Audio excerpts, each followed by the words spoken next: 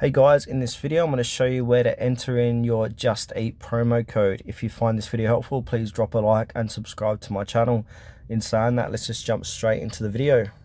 Alright, so go ahead and open up your Just Eat app on your mobile device.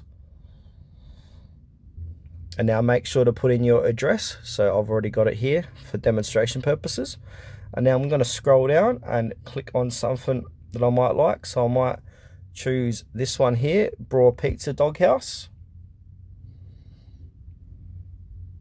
Alright, I'm going to order this traditional burger, add this to my cart, and now I'm going to click on View Basket. You can add some more stuff in there if you want, but you want to go to the checkout. This is where you can add in your promo code. So once we're at the checkout page, you will see under checkout, if we scroll down a little bit, it will say vouchers and discounts. And then it will say, please select a delivery address first. So put in your delivery address, and then you've got an option to add in a voucher or discount.